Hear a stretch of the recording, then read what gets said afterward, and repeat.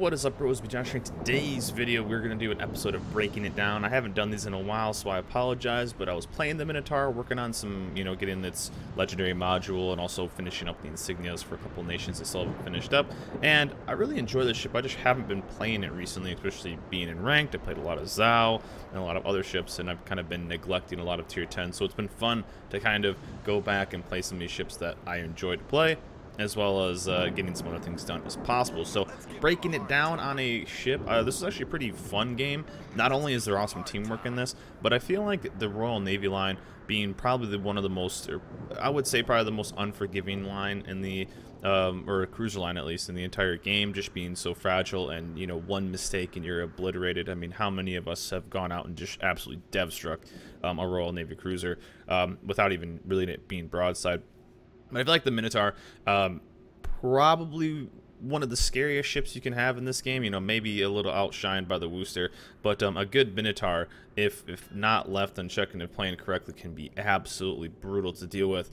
And this is a pretty cool game to go along with. Not only having AP, you do have to be in the right situations, and you can't just kind of easy peasy, just burn everything down with a lot of other cruisers. But a Minotaur, with its damage potential, its DPS, and its low detectability, as well as having its other tools of smoke and sonar and torpedoes, this thing is pretty nuts if done correctly. But I feel like a lot of people get into situations where they maybe aren't in the best of positions, and then they maybe overextend and just get a little bit of, a little bit overzealous with these ships. They can't really tank like other ships can, but you do have an amazing thing that is this detectability.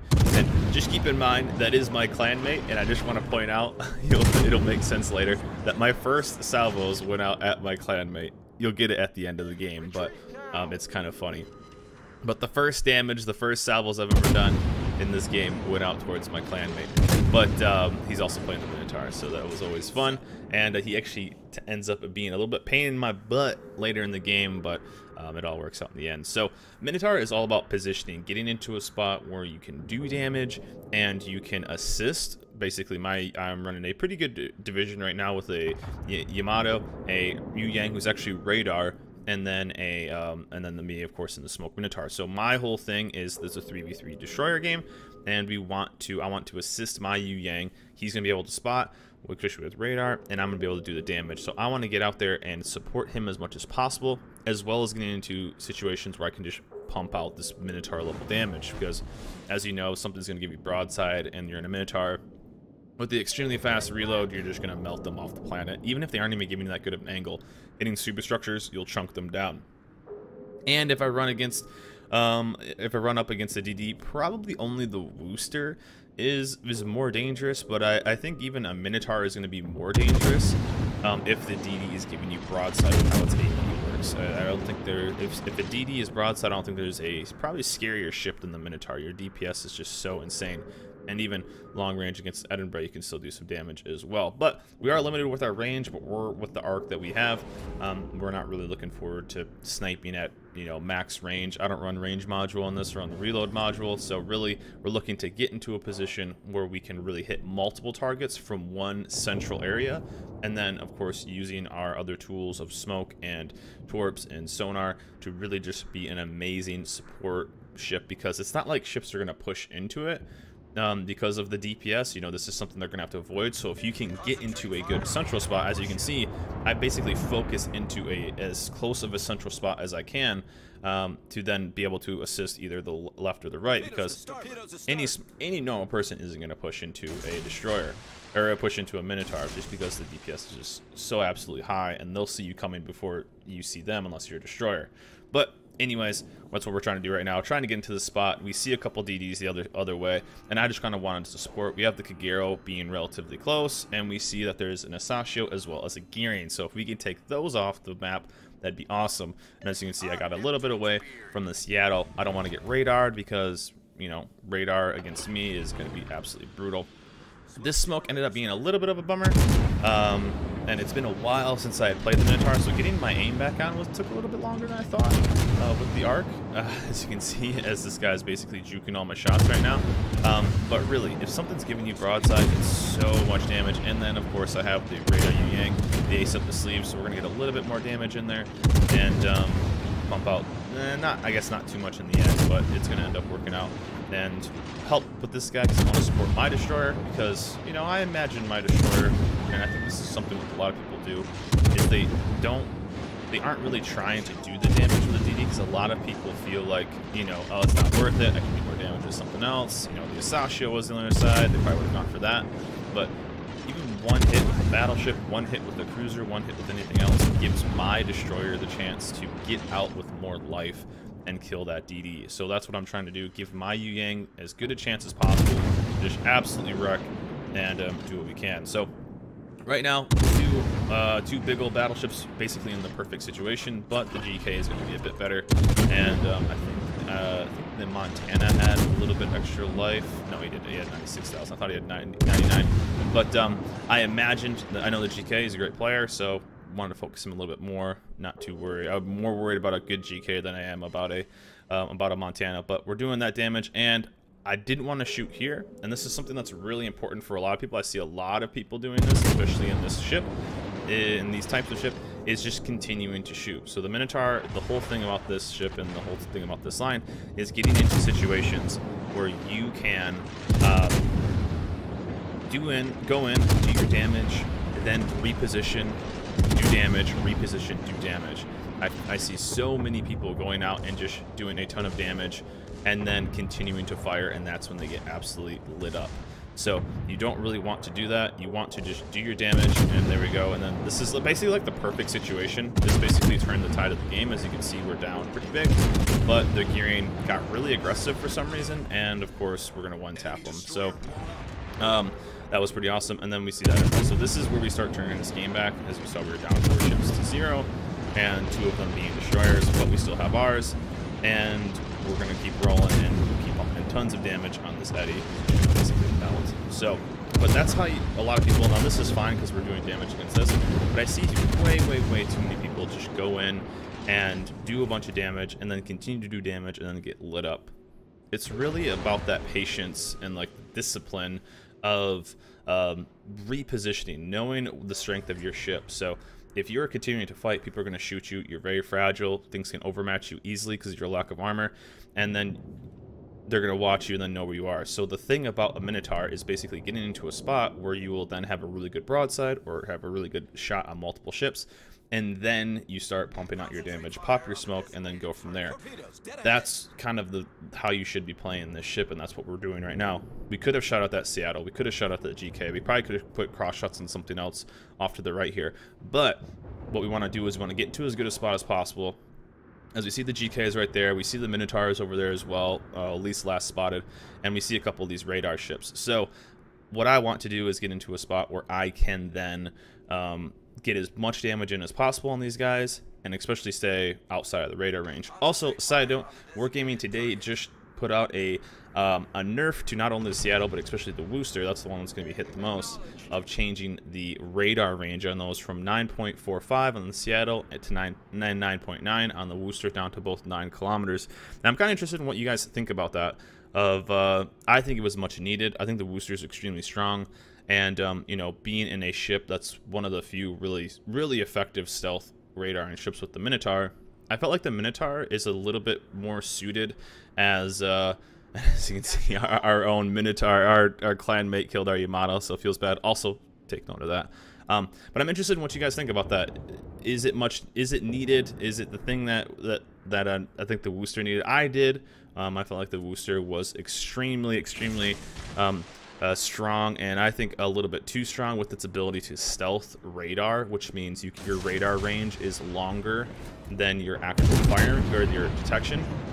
Now the Minotaur is another ship that has the same thing, and but I feel like the Minotaur gave up so much more when it came, you know, when it had its ability to do that. And this Iowa, we'll let this go. He ends up having a pretty insane game, so we'll let the bump go, even though we were trying to get that cap because we're down a little bit. Yeah, I'm interested in what you guys think. If the nerfs were just, I think it is. Yeah, the ship is still an insane amount of DPS output, but I feel like the Minotaur gives up a lot because it's so squishy to be able to stealth radar. I feel like the Worcester was like over Penn City, and it was just almost like, I wouldn't say mortal, but it just seemed like you couldn't really ever punish the ship like you could, let's say, the Minotaur. So I felt like it was pretty just. I felt like it was pretty good. The Seattle got nerfed as well, but I feel like that was kind of the same setup as the Rune when the Hindenburg got nerfed. So the Hindenburg got nerfed, and then the Rune got nerfed as well with the reload when that went through. But overall, I think it was pretty legit and pretty good overall. Well, anyways, back to this game. Just let me know in the comments what you guys think. That just went announced. So it's not live yet, so it'll be up in an upcoming thing. But again, here we go. We're about 70k damage, 1 kill, 2 citadels, and a GK. That's a nice broadside, about 11 kilometers. And so this is when this game gets a little bit 200 IQ, and I'll kind of explain what I mean. So obviously, what you want to do when you're in smoke is continue to move, and because people are better at shooting into smoke. And so you always want to constantly be moving, and I don't think I really did too much because we only get 1 salvo, but you'll see me a lot when I play on stream and stuff like that, is I'll be moving forward and backwards. That's a really good kill right there. And I'm trying to get a situation, I'm trying to get a location of all the ships. So I'm trying to help our Iowa, because if he can go there, he can easily kill these 2 guys, help him out with as much damage, and have that cap. We're gonna need C, and luckily, they look where like 3 of their ships are. So they have a 1, 2, 3. So it's 5v7. One of their ships is dead now. 5v6, but luckily 3 of their ships are completely out of the game. So we only have to really worry about a couple of them right now. And basically what we can do is put a lot of pressure on these guys and then start pumping more damage out. Okay, so it's down to a 4v6, but we'll have 3 caps to their 1, and that'll be really good. And if we can, what we'll do is I have 1 more smoke. I don't want to quite use it yet since there is a Montana, there's a Freddy, and a Minotaur who's, I know is good, he's in my clan, but I want to help do as much damage as possible. So this is where we have to go a little bit more open water, but we are going to keep an eye out on that the Amagi. I'm not too worried about the Seattle, I'm not too worried about the guys really far away, but I'm worried about that Amagi. Of course, he can just 1-tap me, so I don't really want that. I want to help that out as much as possible, and then there. So as you saw, we were angling away, even though we need the cap. What I'm going to do is angle away from that, and then we don't take any damage. So we do need that cap, but I figured this was the spot that I needed to rotate in. I wasn't sure if the Minotaur was radar or smoke. I had never really seen him smoke up or radar or anything like that. I assumed he was smoke, but I figured our Iowa, he was playing really well so far.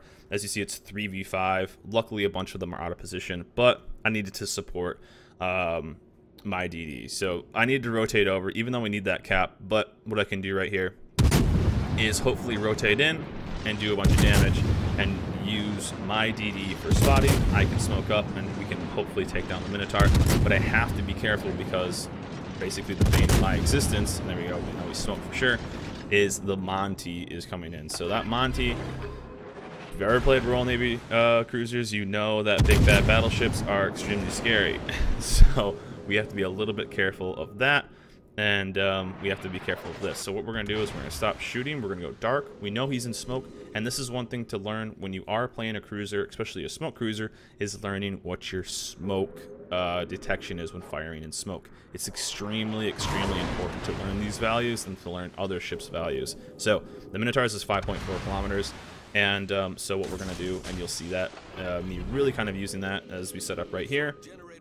Now we do have a radar. I don't know how many radars he has left, but we do have the ability to potentially do that right there. Torps are coming in, and with sonar we can do that. So we're watching the Monty to make sure that his guns. Now we have to be extremely careful because he can't blind fire. I think he can take a sit right here, take a little bit of damage, and we're watching Torps. And one thing that's really, really good, and this is what I'm talking about right here, it's extremely, now he's playing this absolutely perfectly. So what he's trying to do is basically give his Montana the chance to tort me, or to hit me broadside. And so as you see, yes, there's a Minotaur pushing, and I think a lot of people would probably mess this up, but it's, what we're doing right now is basically not giving him the chance to spot me. Now I thought maybe he'd spot me with sonar, and then it would be basically a GG, but he played this correctly. He played this exactly how I would. And he's basically saying, hey, you know, I'm gonna basically, you're gonna have to do damage. We have to do damage. We're down on caps, we're down on that. But what we have to do is, and we got super lucky with the detonation right there, But he played this correctly, but we played it basically, we kind of countered it, and we got really lucky on top of that. So what we're doing right here is he has no sonar. We know that. We're not getting sonar, and we're not giving ourselves away. So that was pretty awesome, as well as we're going to try to get twerps. And so he played it correctly. That was really, really good by him. And but we were really, really smart there, and that's something that's really, really good to learn is learning the range. And luckily their team for some reason didn't have sonar 2 and just wants to get obliterated. So this game looked like a loss for sure, and it's still not out of the realm of possibilities for us to lose. But main thing is learning those fire and smoke ranges, because if you do, then it gives you a chance to really kind of use that and stay safe. So we probably would have got one shot, or at least a couple shot by that Monty, because we would have got lit and smoke. But since we didn't, we held our shot. We're able to, 1, kill that destroyer, which thinks we were still in our smoke, and 2, able to then start getting the kill on this Minotaur. So our Iowa played insane. He went down the whole side and just absolutely wrecked everybody. We were saying if he rams, we can kill him, and so we'll try to do as much damage as possible. And there's the Confederate right there. This was a really, really good game. We came back. A lot of people worked really hard. Our Iowa went down, but on the Hail Mary fadeaway shot, hits the shot on the Minotaur. We would have got the kill, but overall that was pretty sick. And from here on out, we can kind of cap it out. So and the last one they have left is the Freddy, and for some reason the Freddy thought he could get away. So overall it's just basically the rest of this game is us going away, and pretty awesome for us to not do or to not lose this game. But anyways, there's some salty game chat, so we won't show that. But it was an awesome thing to come back to, and a pretty massive game at 195k. We came back, and really it's a good thing to kind of learn a couple things in this game. One, there's a new value to learn, and it's been around for a while, but I think a lot of people still don't know it, and that is learning your firing in smoke penalty. So if you control highlight over your ship, it'll show it, or if you check out your detection, it'll show that in port.